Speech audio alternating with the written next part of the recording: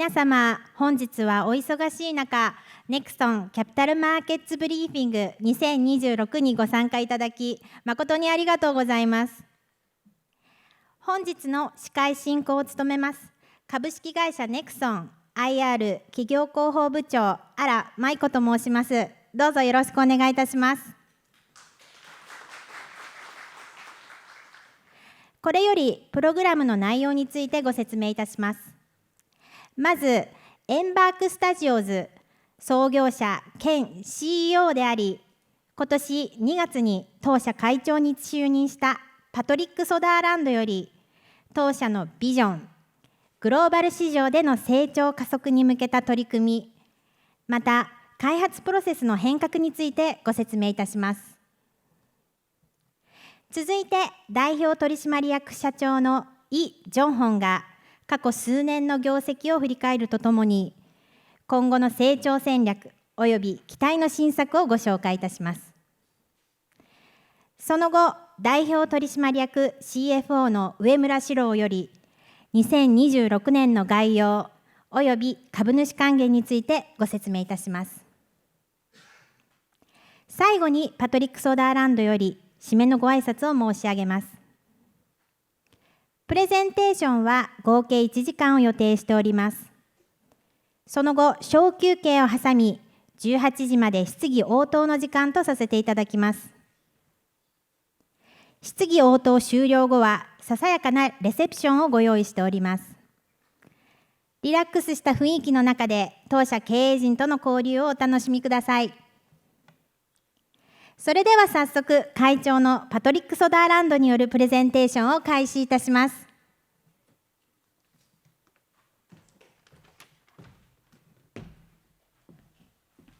Good afternoon. I am Patrick Söderlund, and like many of you in this room, I'm a Nexon shareholder. I've spent my entire career making games and leading creative teams. I began at DICE, the Stockholm studio, which created the Battlefield franchise before being acquired by Electronic Arts. At EA, I oversaw more than 20 studios before leaving to start an all-new creative venture, which you know as Embark Studios. And shortly after Nexon invested in Embark in 2019, I joined the board of directors. That's me, 25 years, 2 startups, and 2 tours of duty, leading large creative organizations responsible for successful game franchises. Last month, I agreed to serve as Nexon's executive chairman, a newly creative role responsible for strategy and creative direction. The reason I accepted this role is to provide Nexon with a clear strategy. Jung-Han will continue to run day-to-day operations. My job is to set the vision, instill cost discipline, evolve the creative process, and push hard to achieve growth and profitability. That is all possible because Nexon has assets that nobody else does. MapleStory, Dungeon & Fighter, and FC have something that is extraordinarily rare in this industry: decades-long relationships with players. These aren't games that people play once and move on. They're woven into people's lives, real communities, real friendships, memories that go back decades. You cannot buy that, you have to build it. It takes years and years, and most companies never get close.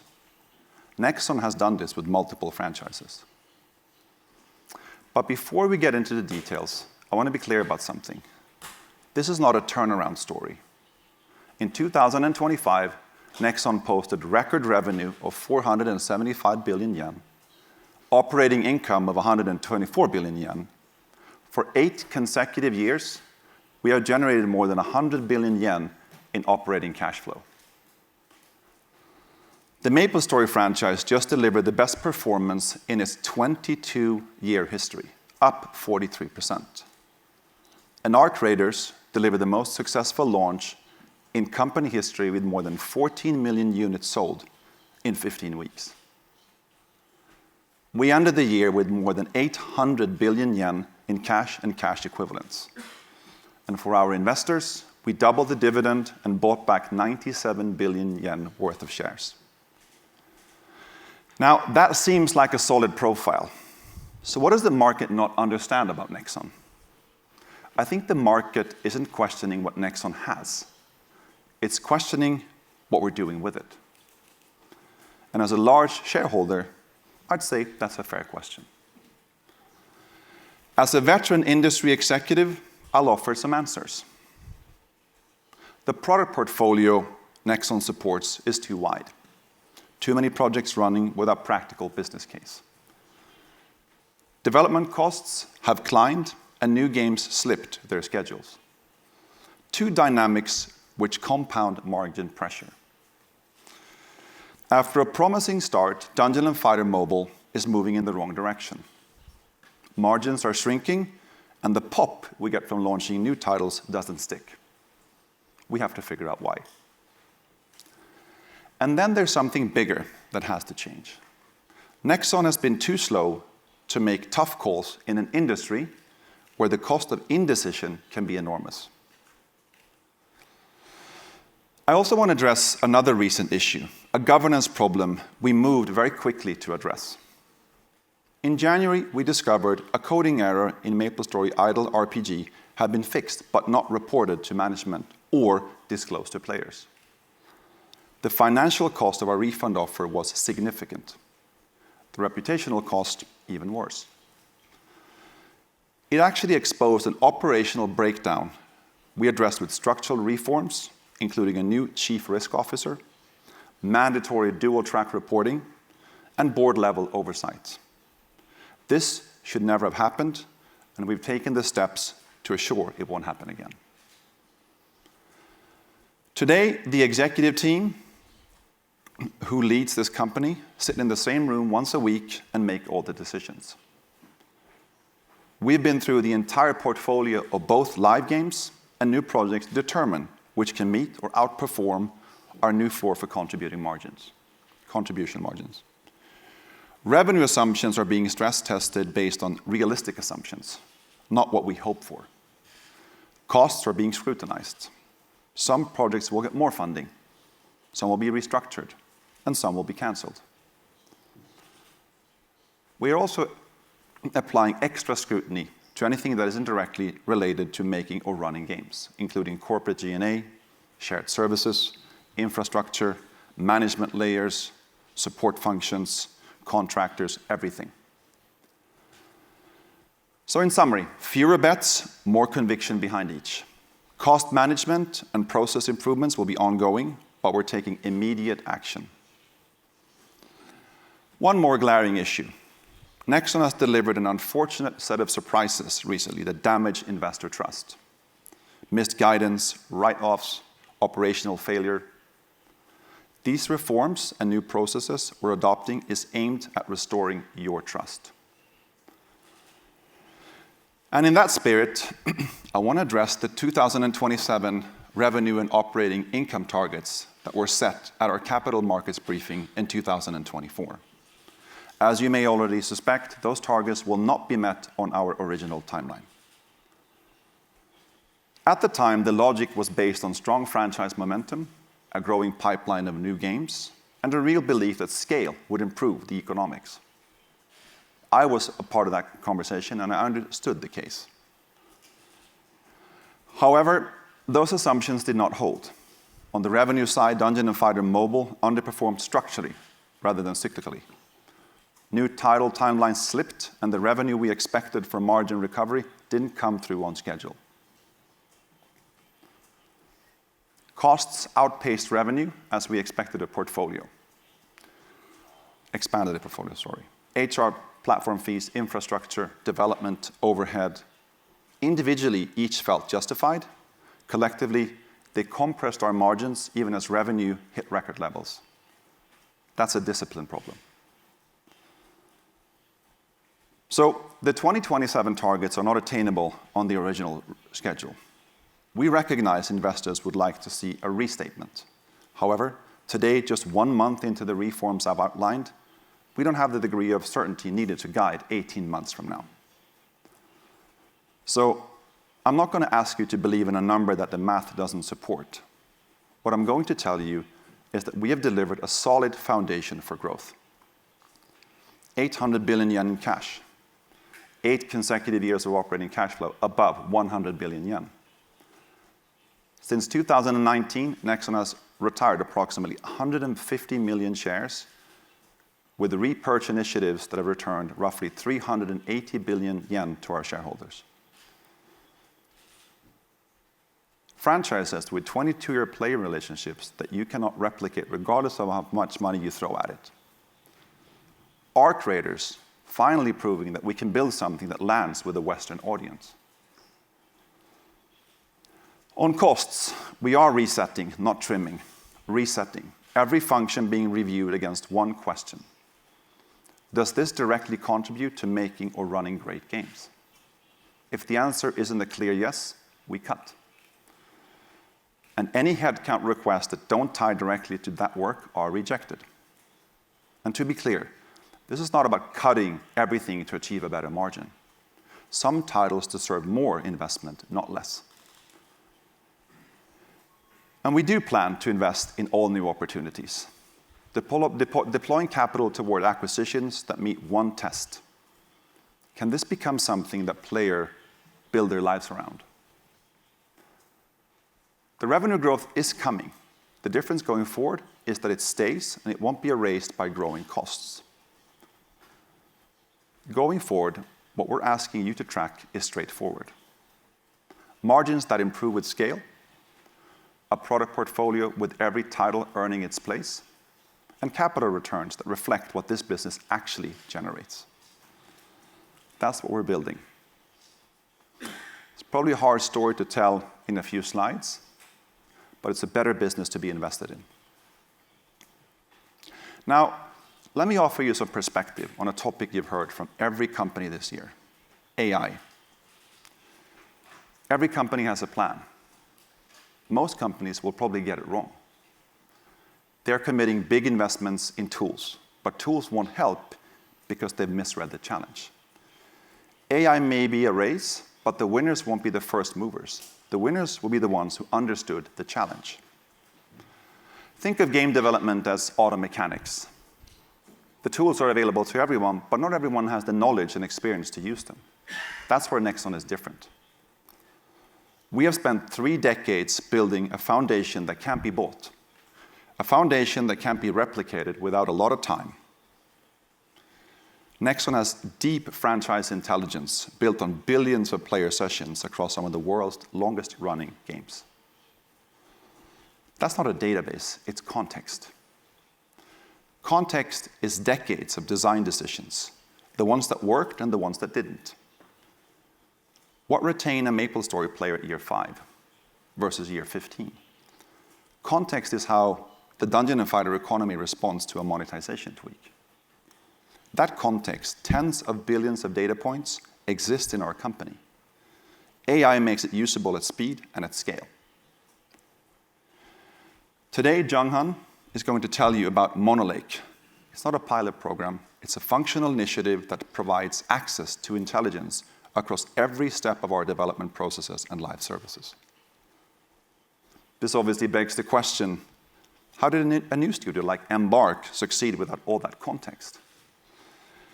At Embark, we started with a blank slate, questioning everything from how do you get from an idea to a green light, to what needs to be done by hand versus what can machine do, and do it more efficiently. Yes, some of that does involve AI, but it's really about encouraging people to use smarter processes, better tools, and to let go of habits that no longer serve them. The initial outcome of that process is 2 games, the finals and then our creators. 2 games built with significantly fewer people at a fraction of the cost you'll expect for a AAA game. Now, our success wasn't an accident, it was deliberate. And now, we're bringing the same thinking to the rest of Nexon. But let's be realistic. You don't take the playbook from a new studio and stamp it onto an established organization like Nexon. A 50, 60-person team building a new IP and a 300 to 400-person team running a live service and been running for 20 years do not work the same way. The point here isn't uniformity. It's that every leader, team, and individual in this company has to start asking, how they can get more done with better tools, smarter workflows, and less time on things that don't move the needle. This is an initiative that big companies rarely attempt. Nexon developers are meeting Embark colleagues to understand our process.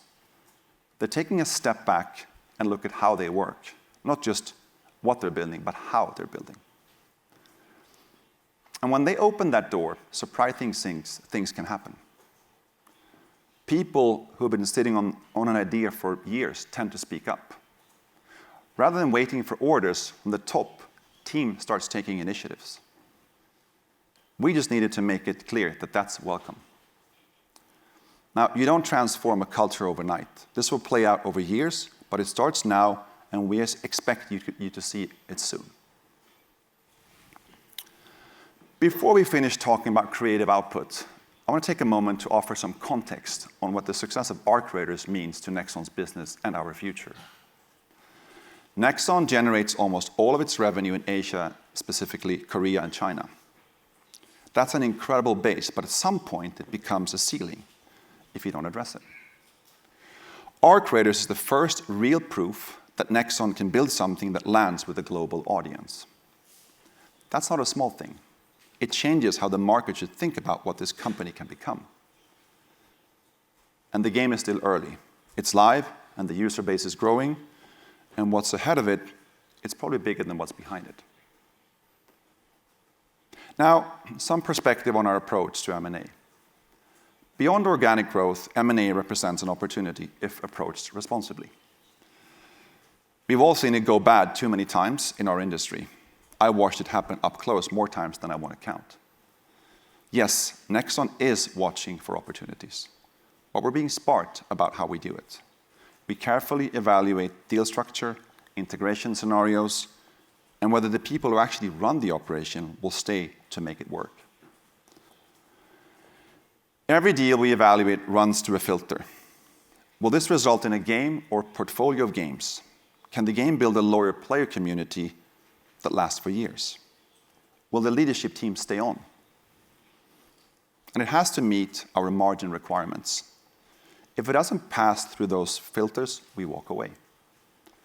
We are looking, but we're patient and we are picky.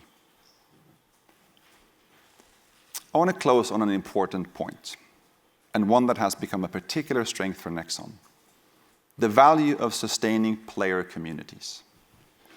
Now, when you ask people how they relax and have fun, many will say, I like football, I like baseball, I like basketball. And many people say, I play video games. But there's a particularly passionate group who say, I like Real Madrid, I like the Dodgers, I like the Boston Celtics. That affiliation, that community, is foundational in the business model of professional sports. Nexon is unique in our industry.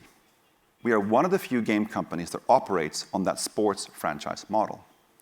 For decades, millions of people have been saying, I play Dungeon & Fighter, I play MapleStory, I play FC. Building, sustaining, growing communities. It's not easy, and it takes investment and time. But communities are what make Real Madrid, the Dodgers, and the Celtics, and Nexon so lucrative and so valuable for our investors. Nexon's best franchises already have that.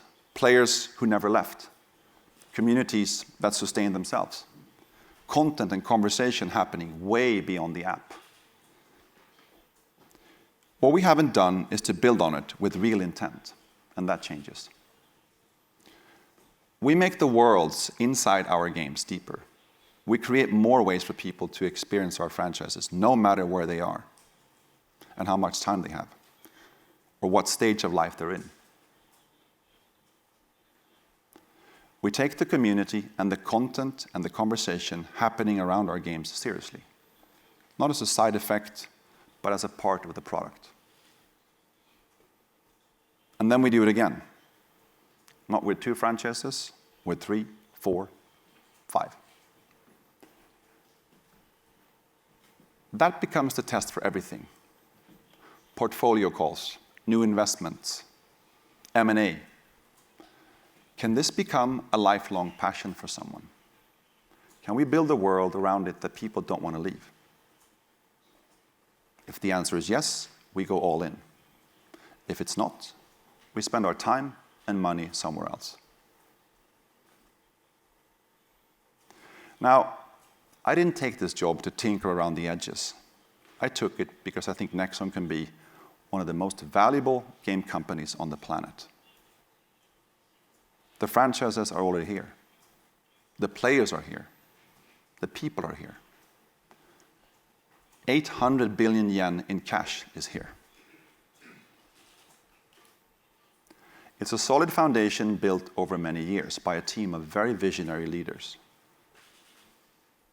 What was missing in recent years was the willingness to move fast and make tough decisions.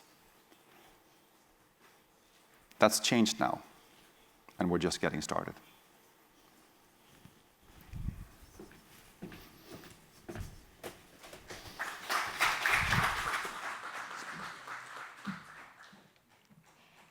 パトリック会長、ありがとうございました。次の登壇者は当社 CEO のイ・ジョンホンです。入社以来23年にわたりゲーム開発に携わり、制作のみならず運用の高度化にも取り組んできました。プレイヤーマッチングやチート対策、ゲームの仕組み、コミュニティ運用などを担うライブサービス体制の構築においても中心的な役割を果たしてきました。それではジョンホン社長、プレゼンテーションをお願いいたします。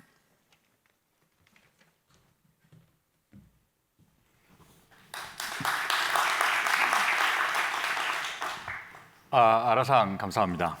도쿄 현장에 참석해 주신 여러분, 그리고 웹캐스트로 함께 하고 계신 모든 분들을 진심으로 환영합니다.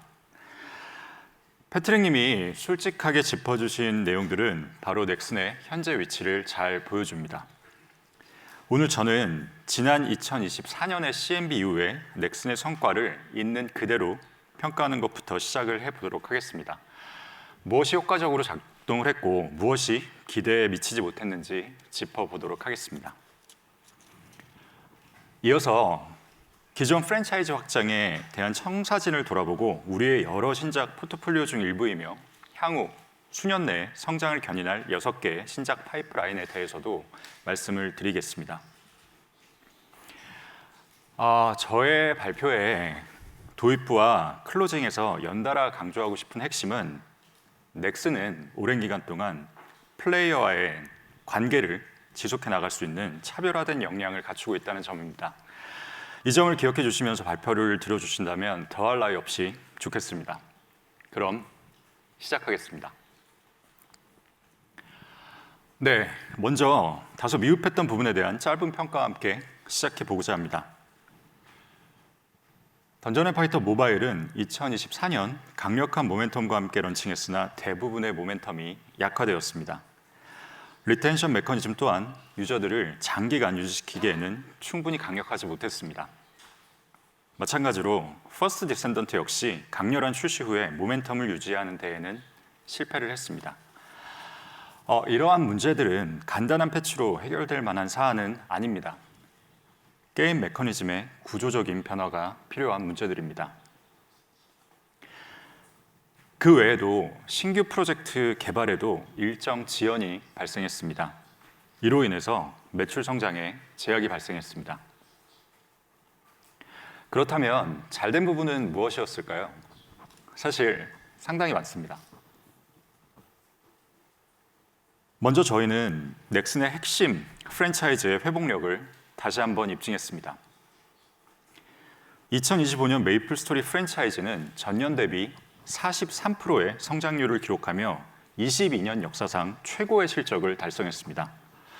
이는 한국 지역 PC의 견조한 회복, 그리고 메이플 스토리 월드의 성공적인 지역의 확장, 새로운 플레이 경험인 메이플 키우기가 주도했습니다. 또한 현재 메이플 스토리 전체 매출의 약 40%가 핵심 시장인 한국 외의 지역에서 창출되며 지역적으로도 확장세를 나타내고 있습니다. 던전 앤 파이터 프랜차이즈는 PC 부문에서 회복세를 보이며 전년 대비 30% 성장을 달성했습니다. 중국 서비스는 두 자릿수 매출 성장을 기록했으며 한국에서는 PC 매출이 전년 대비 100% 이상 증가하며 서비스 시작 후 20년 만에 최고 기록을 달성했습니다. 2025년 한국에서 출시된 마비노기 모바일은 오랜 역사를 지닌 마비노기 프랜차이즈의 4배의 성장을 가져왔으며 기존 프랜차이즈의 성장을 지속 가능하게 하는 넥슨의 역량을 다시 한번 입증했습니다. 또한 아크레이더스를 통해 글로벌 IP를 창출하는 역량에서 돌파구를 마련했습니다. 이 성공 사례는 대규모의 시장 확대를 가능하게 하는 개발 및 운영 모델을 확인할 수 있었던 기회였습니다. 이는 넥슨을 보다 다각화되고 지속 가능하며 글로벌 경쟁력을 갖춘 기업으로 도약시키는 중요한 전환점이 되고 있습니다. 이제 메이플 스토리부터 조금 더 상세하게 말씀을 드리겠습니다. 메이플 스토리는 프랜차이즈 확장을 통해 성장을 만들어내는 전략의 핵심의 IP이자 IP 성장의 전사적인 청사진이 되고 있습니다. 이러한 청사진은 아주 단순한 질문에서 출발했습니다. 지난 22년 동안 수천만 명의 플레이어가 메이플 스토리를 경험했는데 지금 그들은 어디에 있을까? 여전히 게임을 즐기고 있는 유저들도 있고 바빠지면서 계정이 휴면 상태로 전환된 유저들도 있습니다. 그리고 게임을 떠났지만 여전히 추억을 간직하고 있는 사람들도 있고 친구들에게 메이플 스토리를 한 번은 들어보는 봤지만 단 한 번도 플레이해보지 않은 사람들도 많이 있습니다.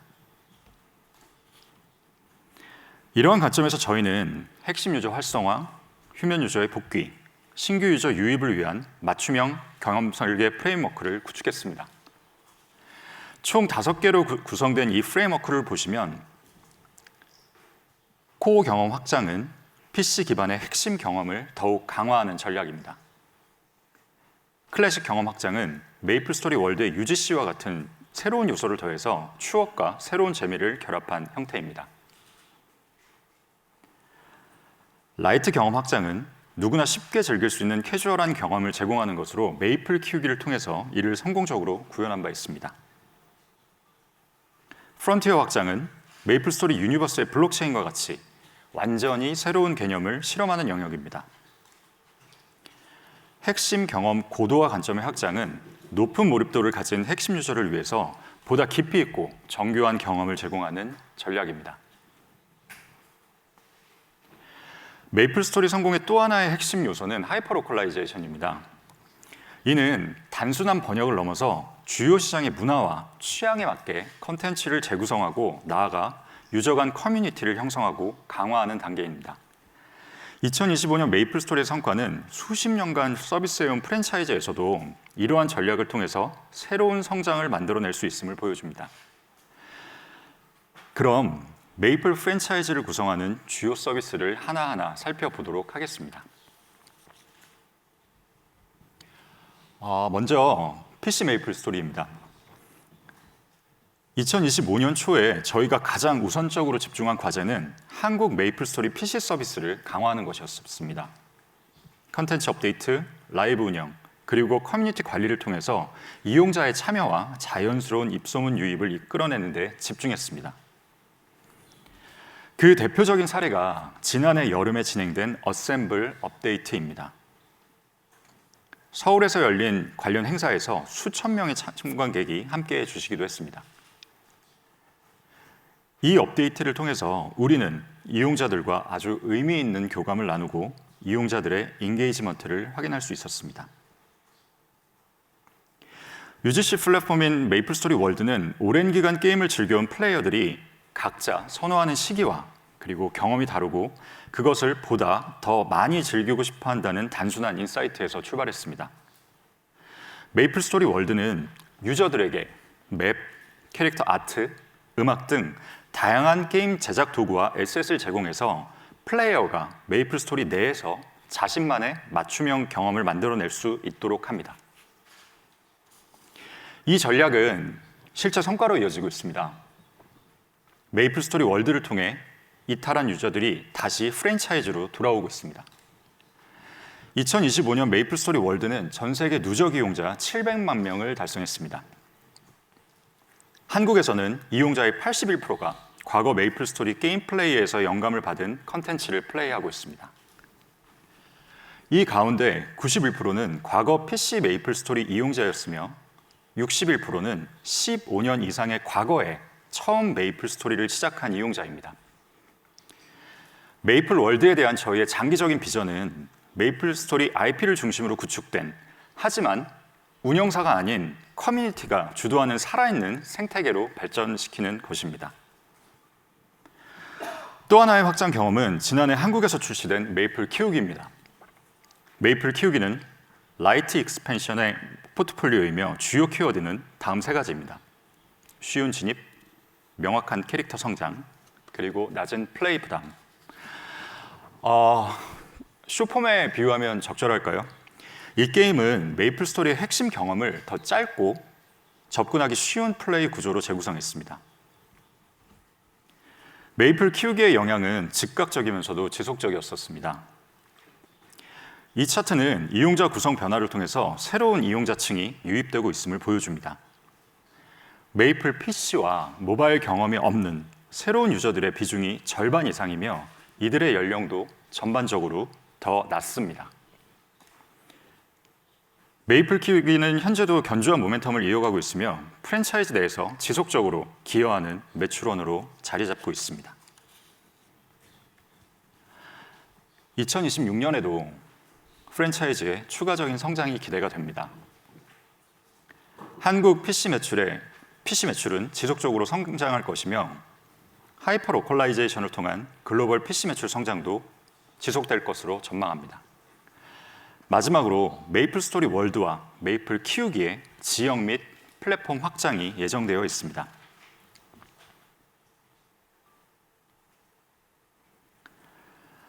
네, 이번에는 메이플 스토리의 성장의 청사진이 넥슨의 또 다른 대형 프랜차이즈 던전 앤 파이터에 적용되어서 활력을 불어넣을 수 있을지를 살펴보고자 합니다. 2026년 저희는 던전 앤 파이터 프랜차이즈의 두 가지 핵심 우선순위를 설정했습니다. 던전 앤 파이터 모바일의 실적 개선, 그리고 메이플 스토리의 성공 공식을 적용해서 코어 이용자를 더욱 활성화하고 신규 이용자를 유입할 수 있는 새로운 게임과 경험을 통해서 프랜차이즈 전체를 확장하는 것입니다. 먼저 모바일 게임부터 말씀드리겠습니다. 현재 직면한 과제를 명확히 짚고 넘어가자면 2024년 던전 앤 파이터 모바일 중국 출시 이후에 나타난 급격한 하락은 품질 문제가 아닌 설계 문제입니다. 플레이 동기를 지속시키지 못하는 구조로 인해서 재미가 빠르게 소진되고 그 결과 유저 이탈로 이어지고 있습니다. 이 문제는 단기간에 해결할 수 있는 사안은 아닙니다. 해결을 위한 첫 단계는 하이퍼 로컬라이제이션입니다. 그러나 단순히 컨텐츠를 더하는 것만으로는 장기적인 이용자 몰입도를 끌어올릴 수 없습니다. 따라서 핵심 전투 구조와 보상 루프 전반에 대해서도 보다 구조적인 개선을 추진하고 있습니다. 이와 함께 중국 퍼블리싱 파트너인 텐센트와의 공동 개발을 통해서 제작 체계도 한층 강화하고 있습니다. 현지 이용자 취향에 대한 깊은 이해를 갖춘 개발 역량을 추가로 투입해서 대응을 하고 있습니다. 던전 앤 파이터 프랜차이즈의 확장과 관련해서는 먼저 핵심인 PC 게임부터 말씀드리겠습니다. 중국 시장에서는 4월에 대형 신규 시즌 업데이트를 예정하고 있습니다. 또한 배틀로얄 모드 등 새로운 인게임 경험도 준비 중입니다. 그리고 신규 유저 유입을 위해 온보딩과 초반 플레이 경험도 보다 직관적으로 개선하고 있습니다. 그리고 메이플 스토리와 마찬가지로 프랜차이즈 확장 포트폴리오도 함께 구축해 나가고 있습니다. 첫 번째는 던전 앤 파이터 키우기입니다. 메이플 키우기와 마찬가지로 보다 캐주얼하고 접근성이 높은 경험을 통해서 프랜차이즈의 새로운 성장 기회를 만들어갈 것으로 기대하고 있습니다. 던전 앤 파이터 키우기는 올해를 출시 목표로 열심히 준비 중에 있습니다.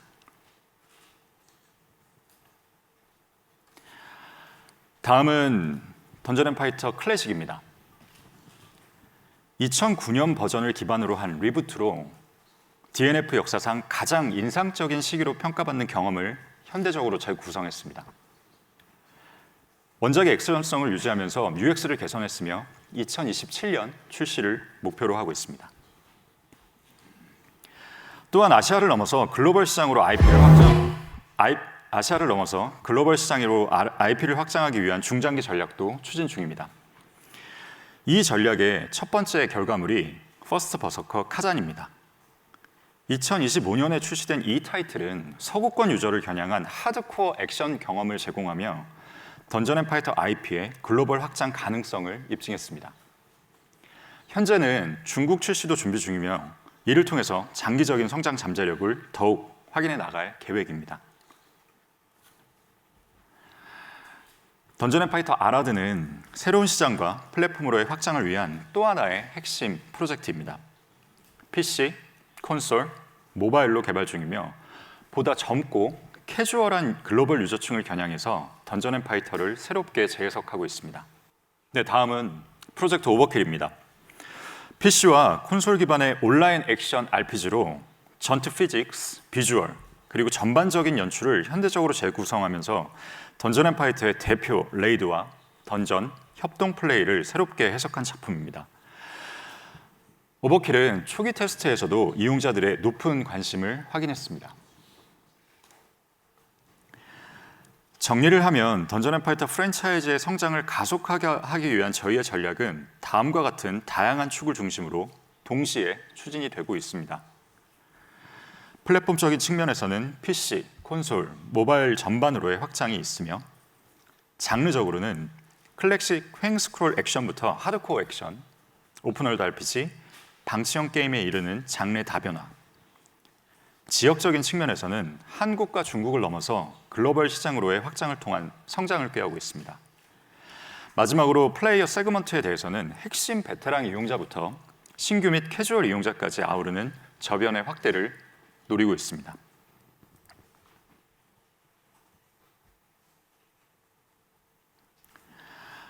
자, 다음으로 넘어가 보겠습니다. 21년의 역사 동안 전 세계 약 1억 명의 프랜차이즈 경험자를 보유한 넥슨의 대표 프랜차이즈인 마비노기 역시 유사한 전략으로 접근하고 있습니다. 지난해 한국에서 모바일 출시를 통해서 확장 가능성을 입증했습니다. 올해는 마비노기 모바일의 대만 및 일본 출시가 예정되어 있으며 더 나아가 엔진 업그레이드를 통해서 PC의 핵심 경험을 현대화한 마비노기 이터니티, 그리고 PC와 콘솔 기반의 액션 경험을 제공하는 빈딕투스 디파잉 페이트와 같은 새로운 시도들도 준비 중입니다. 그러면 빈딕투스 디파잉 페이트의 영상을 함께 보실 텐데요. 이번 트레일러는 현재 서비스 중인 마비노기 영웅전과 그리고 언리얼 엔진으로 새롭게 리마스터될 빈딕투스 디파잉 페이트의 영상을 교차 편집해서 그래픽과 전투를 포함한 전반적인 플레이 경험이 어떻게 진화해 왔는지 확인하실 수 있습니다. 자, 다음으로 FC 프랜차이즈로 넘어가 볼까요? 다들 아시다시피 2026년은 월드컵이 열리는 해로 프랜차이즈 전반에서 구축해온 열정 넘치는 대규모 유저층과 더욱 활발히 작용할 수 있는 좋은 기회가 됩니다.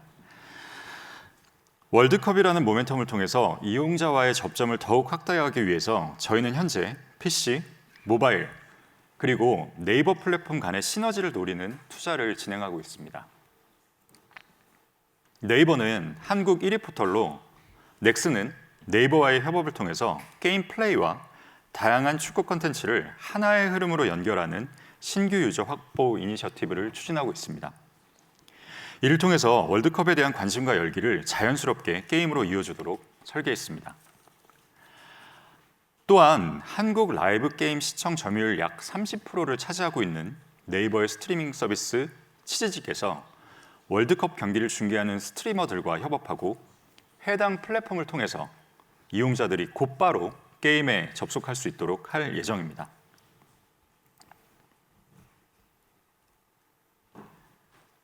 다음으로 아크레이더스에 대해서 말씀드리겠습니다. 이미 여러분 모두 놀라운 출시 성과와 그 이후에도 빈번한 신규 콘텐츠 업데이트로 이어져 가고 있는 모멘텀을 데이터로 확인하셨을 것입니다. 지속적인 이용자 참여의 중요성을 인식하고 엠바크는 출시와 동시에 장기적인 컨텐츠 운영 계획을 마련했습니다. 이런 계획을 통해서 지난 5개월 동안 플레이어들의 관심과 열기를 유지했으며 추가적인 판매 확대에도 기여하고 있습니다.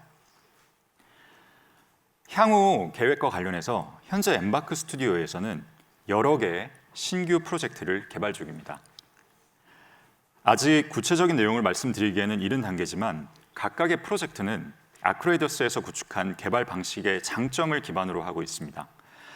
보다 작고 민첩한 크리에이티브 조직을 운영하고 새로운 기술을 활용해서 반복적이고 덜 창의적인 작업을 효율화하는 구조입니다. 아크레이더스는 서구 시장, 콘솔 플랫폼, 그리고 새로운 과금 모델 측면에서 저희가 나아갈 방향을 제시하는 중요한 성공 로드맵이 되고 있습니다. 기존의 프랜차이즈를 넘어서 저희 파이프라인에는 글로벌 잠재력을 지닌 여러 신작들도 포함되어 있습니다. 그 대표적인 사례가 낙원 파라다이스입니다. 포스트 아포칼립스 도시를 배경으로 한 멀티플레이 생존 게임으로 최근 별도의 마케팅 없이 진행한 클로즈 알파 테스트에서 동시 접속자 37,000명 이상을 기록했습니다. 신규 IP로서는 상당히 의미 있는 성과라고 보고 있습니다. 저희는 낙원이 글로벌 시장에서도 충분히 경쟁력을 가질 수 있다고 판단하고 있으며 2027년 출시를 목표로 준비하고 있습니다. 한국의 낙원 개발팀은 현재 엠바크 스튜디오와도 협업 중입니다. 2027년 출시 시에 글로벌 유저층을 확보하는 데 긍정적으로 작용할 아주 의미 있는 협업입니다. 넥슨의 파이프라인에는 상당한 잠재력을 가진 게임들이 더 많습니다만 오늘은 2026년 그리고 그 이후를 목표로 개발 중인 신작 6개를 집중 조명하고자 합니다. 각 타이틀은 중장기적으로 안정적인 수익 기여가 가능한 잠재력을 갖추고 있습니다. 던전 앤 파이터 키우기, 던전 앤 파이터 클래식, 오버킬, 던전 앤 파이터 아라드, 빈딕투스 디파잉 페이트, 그리고 낙원입니다. 마지막으로 파이프라인과 관련해서 사업 성장을 견인하는 파트너십에 대해서도 간단히 말씀드리도록 하겠습니다. EA와의 FC 협업 외에도 저희는 다양한 공동 개발 및 공동 퍼블리싱 계약을 통해서 사업을 확장해 나가고 있습니다. 특히 중국에서는 텐센트와의 오랜 파트너십을 통해서 던전 앤 파이터의 성장을 지속적으로 뒷받침해 왔습니다.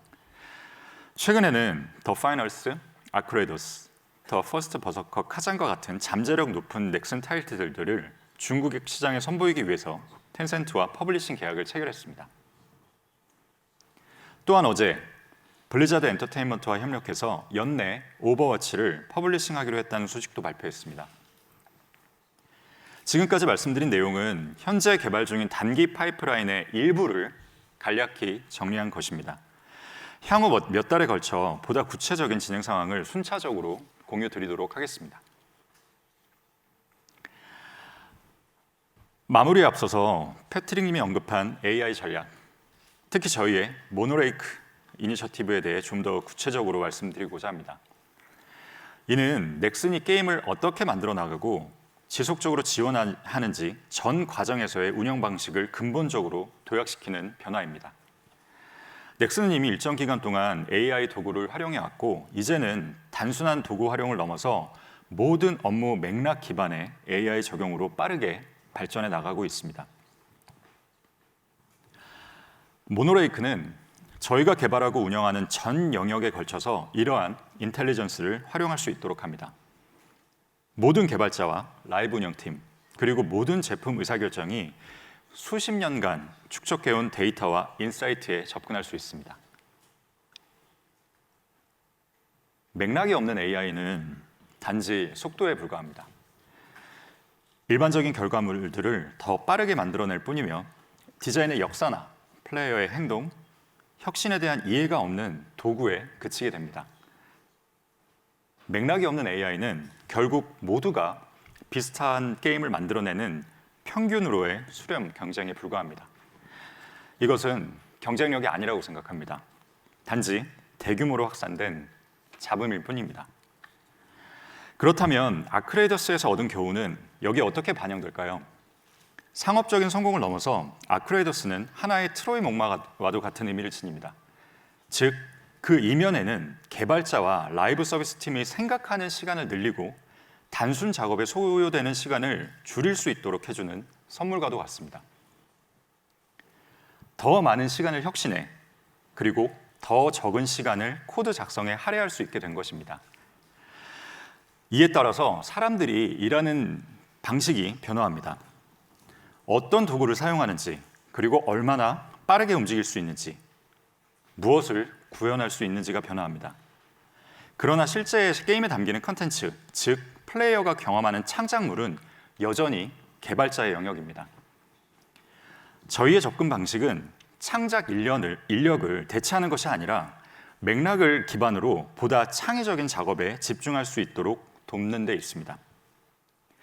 오늘날 저희의 핵심 인재들은 점점 더 많은 시간을 창의적인 의사결정에 집중하고 있습니다.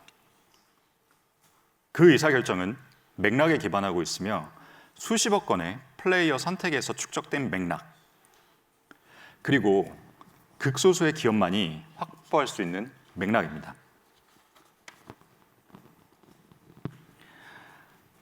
네, 이제 클로징이네요. 앞서 말씀드린 메시지를 클로징에서도 다시 한번 강조하고 싶습니다. 오늘 말씀드린 모든 내용, 프랜차이즈 확장, 하이퍼로컬라이제이션, 플랫폼 다변화, 그리고 신작 파이프라인은 결국 하나의 방향을 향하고 있습니다. 넥슨은 일회성 구매를 넘어서 플레이어와 장기적으로 지속되는 관계를 구축해 나가고 있습니다. 수년 전에 게임을 떠났던 이용자들이 다시 돌아오고 새로운 이용자들이 유입되고 있습니다. 저희는 플레이어가 커뮤니티를 형성하고 지속할 수 있도록, 그리고 나아가 이러한 우리의 팬덤이 더욱더 넓어질 수 있도록 지원하고 있습니다. 이것이 가능하기 위해서 우리가 만들어가는 컨텐츠는 다음과 같은 질문에 답을 할 수 있어야 합니다. 이 컨텐츠가 누군가에게 평생 이어질 수 있는 열정이 될 수 있는가? 지속 가능한 브랜드를 중심으로 한 IP 포트폴리오, 그리고 현재 개발 중인 6개의 신작, 모든 것은 이 하나의 질문을 중심으로 설계된 파이프라인의 일부입니다. 마지막으로 경영진 내의 역할 분담은 명확합니다. 패트릭 님이 비전과 전략을 제시하고 저는 이를 실행으로 옮겨 성과를 만들어내겠습니다. 그리고 그 성과는 숫자로 증명하도록 하겠습니다. 감사합니다.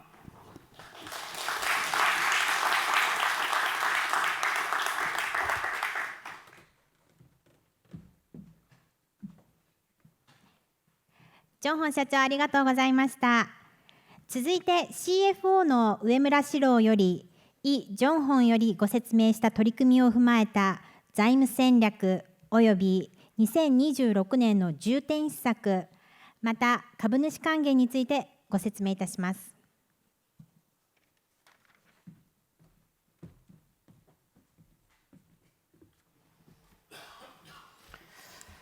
皆様、本日はご参加いただき誠にありがとうございます。先ほどパトリックとジョンホンが説明したように、当社は現在次の進化フェーズに入っています。本日はそれらの内容を踏まえ、まず直近の業績を振り返り、その上で新たな運営モデルのもとでの2026年の考え方をご説明いたします。まずは直近の業績を振り返りたいと思います。2025年は通期売上収益4751億円と過去最高を更新しました。主力タイトルであるメイプルストーリーおよびアラド戦記 PC 版の回復に加え、アークレイダースの大ヒット、さらにマビヌギモバイルやメイプルストーリーアイドル RPG といった新作の寄与が成長を牽引しました。一方で営業利益は横ばいとなりました。これはロイヤリティ費用、プラットフォーム手数料、クラウド費用、マーケティング費用、人件費の増加に加え、2025年度から繰り越された多額の繰り延べ収益の影響によるものです。近年の成長戦略により、ポートフォリオの多様化は進みましたが、人件費や変動費の増加により、営業利益、マージンの成長は十分とは言えませんでした。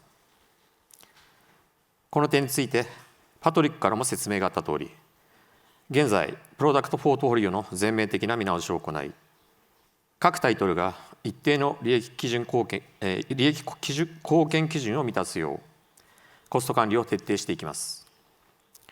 単なる効率化にとどまらず、より多くの売上が直接的に利益の増加と利益率の改善へとつながる構造的な収益力の向上を目指していきます。これらの取り組みと徹底的な管理により、当社の経営体質を大幅に強化する見込みです。この取り組みの成果が現れるまでには一定の時間を要するものの、すでに着実に進展しており、2026年には売上収益と営業利益ともに前年比での成長を見込んでいます。また、主にアークレーダースの売上収益の繰り延べにより営業利益率の改善も見込んでいます。それでは、主要フランチャイズごとの2025年の業績と2026年の見通しをご説明いたします。まずはメイプルストーリーフランチャイズです。2025年は前年比 43% と大きく成長し、サービス開始22年目にして過去最高の売上収益を達成しました。PC 版の堅調な回復に加え、メイプルストーリーワールズ、メイプルストーリーアイドル RPG のフランチャイズ展開の成功が寄与しました。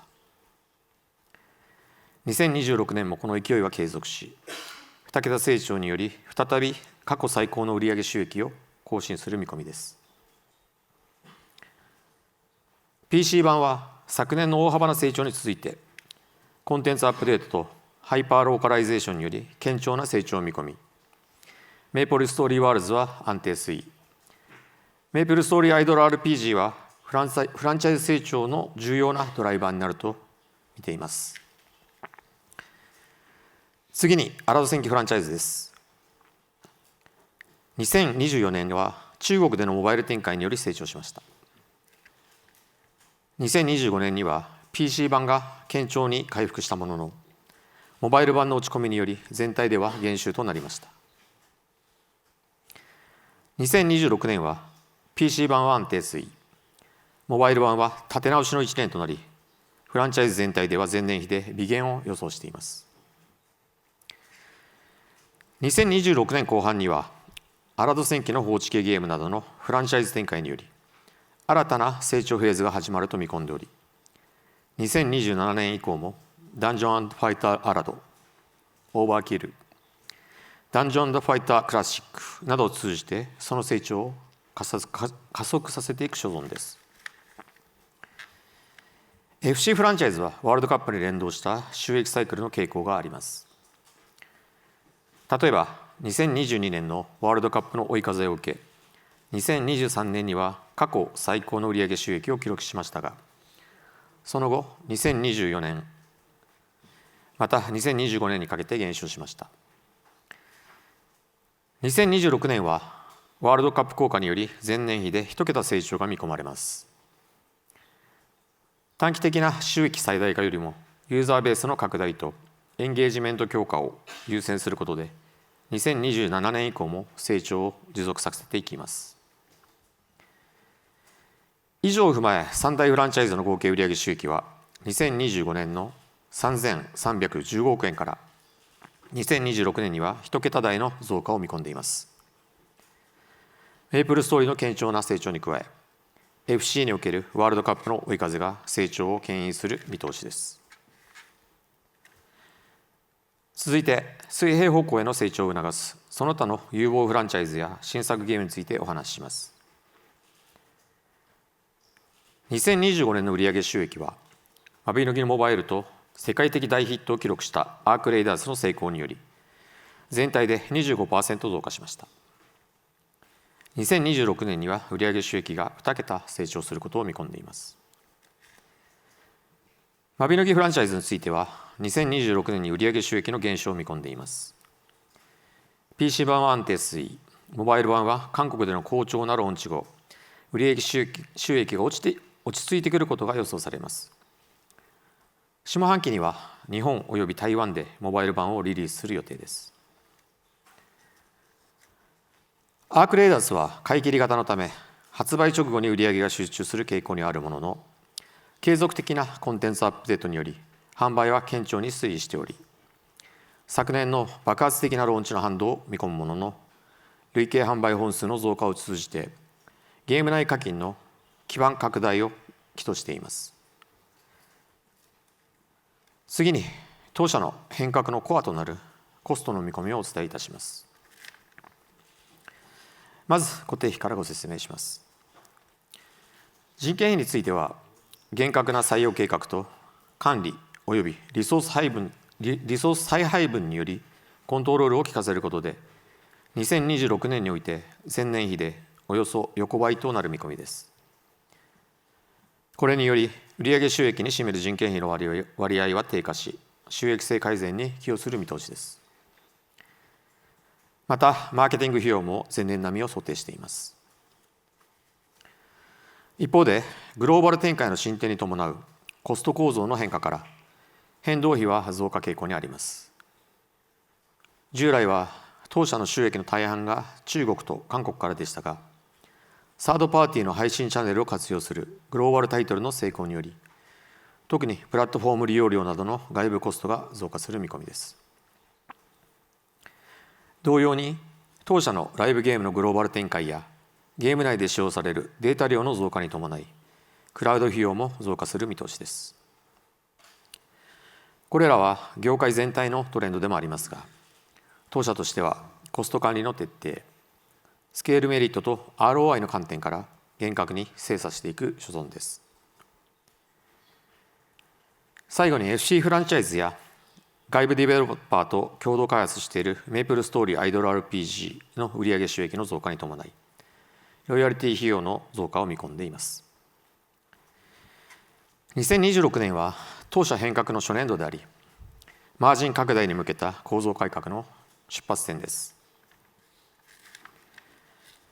2026年、主な重点施策は、アラド戦記モバイルの立て直し、メイプルストーリーフランチャイズの成長維持、ワールドカップを追い風にした韓国の FC コミュニティの拡大、コスト規律の徹底による収益構造の強化、ROI ベースの開発評価導入による収益性の高い組織の構築となります。これらを通じて持続的成長を可能とする強固な収益モデルの構築を目指します。次に株主関係に関してお話したいと思います。2019年以降、当社は自己株式の取得を通じて約3800億円を株主の皆さんに還元するとともに、取得した約1億5000万株を償却しました。当社の株主還元方針に変更はありません。引き続き、減損損失および一過性のコストを除いた前年度の営業利益を基準に、少なくとも 33% を株主の皆様に還元してまいります。実際には、この方針を一貫して上回る水準で還元を行っており、2023年には、前年度の営業利益の 79% にあたる859億円、2024年には 50% にあたる700億円、2025年には 95% にあたる1326億円と、いずれも方針を大きく上回る水準となっております。重要なことは、配当の増額と大規模な自己株式取得を同時に行ってきたことです。2025年には、1株当たり配当金を 22.5 円から45円へと倍増し、約1000億円規模の自己株式取得を実施しました。2026年については、1株当たり年間配当60円を予定しています。現在の当社株価は、本質的な企業価値を十分に反映していないと考えております。そのため、追加的な株主還元について、その規模やタイミングを含め、積極的に検討しています。近い将来にさらなる発表ができる見込みです。また、ROE については 10% 以上を維持し、中長期的には 15% 以上の達成を目指していきます。規律ある投資と継続的な株主還元を通じて、資本効率の向上と株主価値の最大化に取り組んでまいります。最後に本日の内容を簡単にまとめさせていただきます。2026年は当社にとって大きな変革の初年度と位置づけており、コアアセット、開発プロセス、そしてコストに対する選択と集中および規律を徹底する1年となります。株主の皆様に対しては、1株当たり60円の年間配当を予定しており、当社のキャッシュ総出力と事業価値に対する自信に基づき、今後も意義のある株主還元を継続してまいります。以上で私からの説明を終了いたします。ありがとうございました。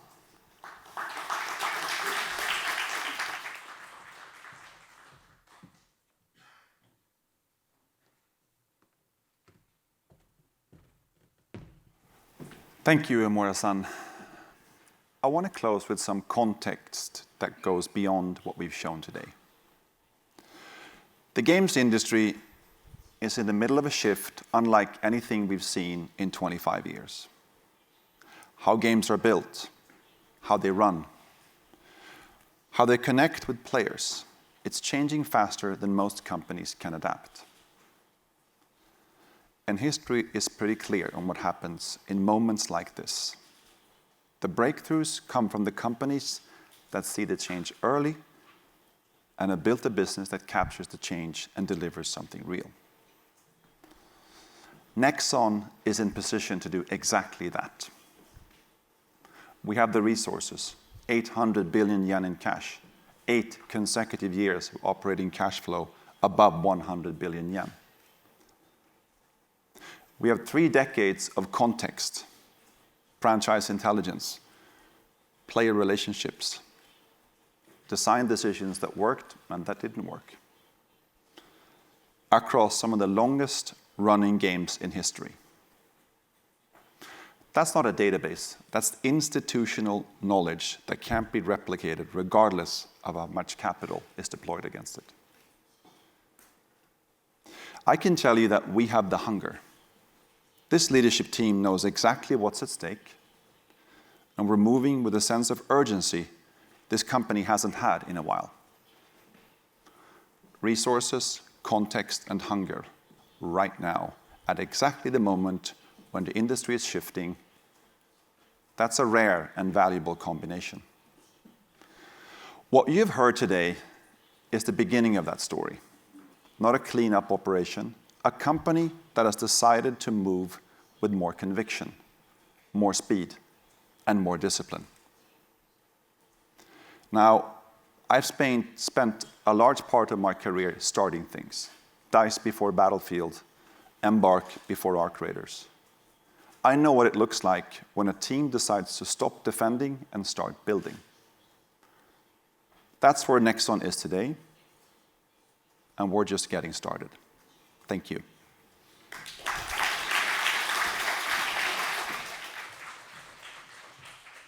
それでは質疑応答を開始いたします。はい。では、最初のご質問者様、会場の、はい、奥の方でお願いいたします。 네, 한국어로 질문드리겠습니다. 네, 2025년, 2026년 고생 많으셨고요. 전체 2025년을 조금 돌아보고 싶습니다. 지금까지 이제 지난해에 넥슨 전체 행보를 관통하는 주제 또는 방향성이라는 있었다면 뭐라고 생각을 하시고 그를 통해서 이제 좀 어떠한 결과를 얻게 되셨는지 그리고 그 결과를 통해서 배우게 되던가 이게 2026년도에는 어떻게 목표에 반영되고 있는지에 대해서 설명해 주시면 감사하겠습니다. 네, 이 질문은 제가 답변을 드리도록 하겠습니다. 2025년을 보내면서 배운 레슨과 그것들이 2026년, 2027년에 어떻게 지속될 수 있을지에 대한 질문으로 이해를 했습니다. 먼저 저희가 2024년부터 지금까지도 가장 중점적으로 진행하고 있는 작업들은 저희가 보유하고 있는 IP 프랜차이즈들이 얼마나 지속될 수 있을지, 소위 에버그린화 될 수 있을지에 대한 고민들을 굉장히 깊게 했고요. 그에 입각한 전략들을 수립을 하고 그것들을 실행해 나가는 것들에 대해서 굉장히 많은 시간과 노력들을 할애했습니다. 그거에 대한 결과로 사실은 앞서 발표에 말씀드렸던 것처럼 메이플 스토리 프랜차이즈의 플레이북이 저희의 IP 프랜차이즈 확장 전략에 대한 아주 대표적이고 모범적인 사례로 남았다고 생각을 합니다. 저희는 단일 타이틀의 지속성보다는 앞으로는 이 IP 프랜차이즈들을 더 크고 단단하게 만들어서 이런 프랜차이즈들이 그룹 내에 복수로 위치하는 것들에 대해서 계속해서 집중과 노력을 진행을 할 생각입니다. 2025년에는 메이플 스토리 프랜차이즈를 통해서 저희가 앞으로 다른 프랜차이즈에 적용해야 될 플레이북에 대해서 설계하고 검증을 하고 실행을 했던 시간이라고 생각을 합니다. 이상입니다. はい。では次は会場の真ん中の男性の方お願いいたします。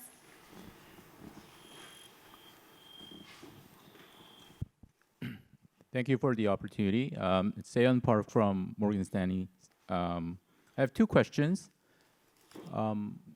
The first question is just on the longer-term guidance, which I think the CEO had presented 2 years ago, where at the time it seemed quite aggressive in terms of your targets for revenue, and I think the message was that the company would be spending more of the resources to expand IP development capacity and the like. Is the message today that we should be now basically ignoring that target, and that the company is pivoting to be more focused on cost and efficiency and less so on a wider capacity, I think is the first question. While I have, I can do it. I guess it's just a second question that's more for Patrick, and it's related to AI. You talked about how every company is talking about using AI, but not many companies will get it right. I think unfortunately for many investors who are not familiar with games or game development and coding, we have maybe even just a fear that AI will disrupt everything.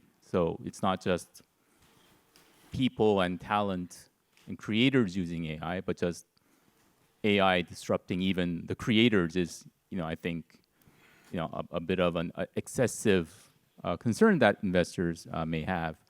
So I kind of wanted to get your thoughts on how we should be thinking about this and whether this is something that is really a threat to the game industry.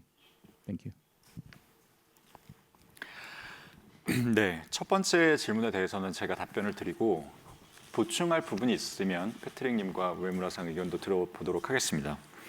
2년 전 CNB에서 저는 굉장히 공격적인 목표를 말씀을 드렸었습니다. 근데 그 전에 넥슨이 창립 이래로 처음으로 CNB 발표를 진행하면서 제가 드렸던 인트로가 갑자기 생각이 납니다. 그 주주들에게 실적 발표 외에 넥슨의 장기적인 비전과 그리고 투명한 소통, 정기적인 소통을 강조하기 위해서 CNB를 개최했다고 말씀을 드렸었습니다. 이번 CNB도 같은 맥락이고요. 저희가 지금 처한 위치를 솔직히 말씀을 드리는 것 자체가 투명한 소통의 시작이라고 생각을 했습니다. 2024년 당시 발표했었던 저희의 실행 계획 중에서 어그러진 것들이 몇 가지가 있습니다. 던전 앤 파이터 모바일이나 더 퍼스트 디센던트가 굉장히 성공적인 출시를 했음에도 불구하고 지속성이 수익적인 측면에서 지속성이 이어지지 못했고요. 그리고 몇몇 신작들의 출시 일정이 딜레이가 됐습니다.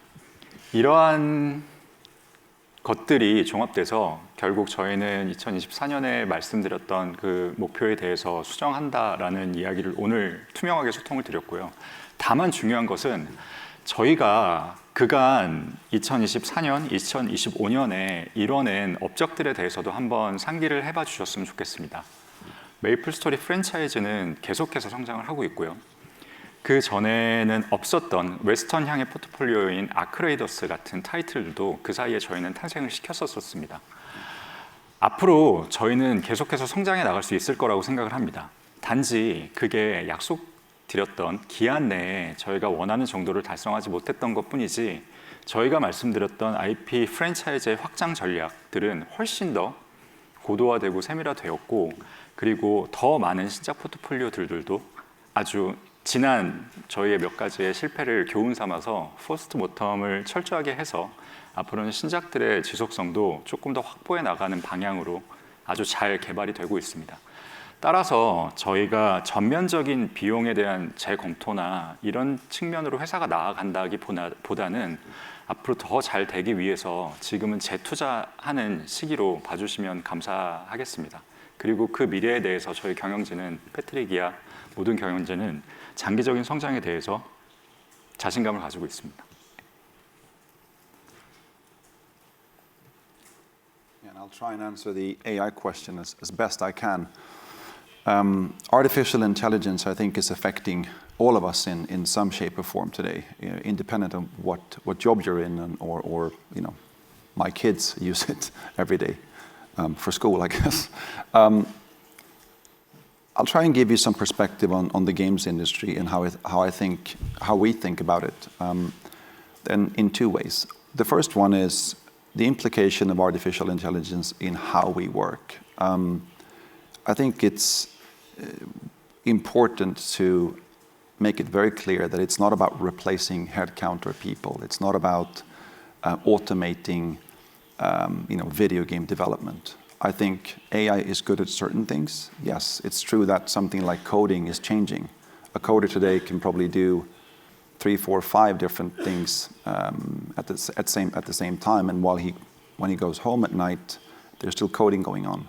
There's nothing wrong with that. That's an efficiency gain and improvement for us being able to be focusing on the things that I think have a better player-facing kind of point. I think being able to do the things that matter more to players gives us a creative freedom to build better products. It's going to come in many shapes and forms depending on which role you have inside the company. If you make art, there are also instances where AI will help make art faster, better. It doesn't remove the need for a great artist or a stunning programmer or a good designer. Those people are still needed, but it changes how we work. So that's number one. Number two, I think, is going to be maybe even more fundamental. A company like Nexon need to think about what artificial can do to our games. And that's where I think scale matters. It's true that artificial intelligence will make it possible for smaller game teams to build bigger games. I think that's clear. Our edge is the size, the context we spoke about, the amount of data we have, and the types of games that we can build that others can't build. What does a world look like where the story is player evolving, where artificial intelligence helps guide the players into new directions? What does a world look like where player choices determine how economy unfolds, or if a war breaks out inside the video game? It starts to become pretty exciting. So I'm not scared of AI. I'm excited about what it can do for us as a company. And to navigate this is what I mean. Many people will probably get it wrong. We intend to get it right.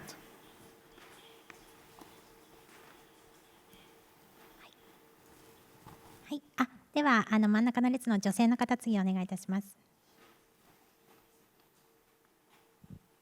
Hi, I'm Ija Jai from UBS. I have a question for Patrick.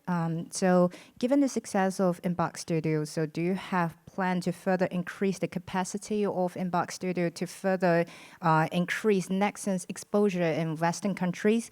And I noticed that you mentioned you're not going to increase HR cost for 2026, so I believe it's probably not in the short term, but I would like to know your longer term plan. And you also mentioned that you are going to use Monolake, so I'm wondering if, like, through the use of those kind of AI tool, you can further increase your capacity without increasing the number of employees you're hiring.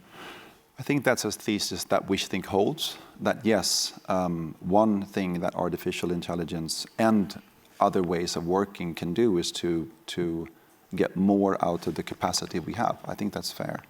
I think that's our assumption. When it comes to Embark growing, there is some addition to have headcount in Embark, but not that many.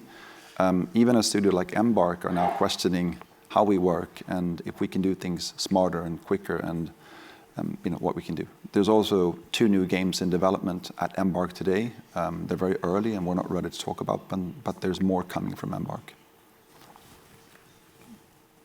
Do you want to add something, Jong-hun? 네, 그 AI와 관련된 질문들을 많이 주셔서 뭐 전체적인 철학이나 방향성에 대해서는 패트릭이 잘 답변을 주신 것 같습니다. 하지만 저는 조금 더 구체적인 답변을 더 해보도록 하겠습니다. 아마 전 세계적으로 픽셀 아트 게임을 가지고 수익을 이 정도로 내고 있는 회사는 아마 넥슨이 유일할 것 같습니다. 너무 잘 아시겠지만 많은 게임들이 이제 3D 그래픽을 선호를 하고 있고 2D 그래픽은 그렇게 가짓수가 많지 않기 때문에 도트 디자이너의 수도 당연히 감소할 수밖에 없잖아요. 근데 저희는 실질적으로 이번 AI 작업들을 도입을 하게 되면서 이 픽셀 아트에 들어가는 아주 단순한 노동과 관련된 시간들을 굉장히 많이 축소를 했습니다. 단 분명히 하고 싶은 거는 이런 픽셀 아트와 관련된 작업들이 축소가 되면서 해당 인력이 자연스럽게 그러면 감소되는 거 아니냐라고 생각을 하실 수 있을 것 같은데 저희는 더 많은 콘텐츠를 생산을 하고 해당 생산된 픽셀 아트의 퀄리티를 높이게 하기 위해서 디자이너들의 업무 방향성을 점진적으로 이쪽으로 변화를 시키고 있습니다. 해당 AI의 툴들은 이미 실질적으로 올해부터 어느 정도 가식성이 있는 상태에서 컨텐츠를 생산을 하고 있고 실질적으로 우리의 디자이너들은 훨씬 더 창의적인 작업에 몰두할 수 있는 업무 방식으로 실질적으로 변화하고 있습니다. 이런 점들을 좀 감안해서 봐주시면 좋을 것 같습니다. はい、では次は奥の男性の方お願いいたします。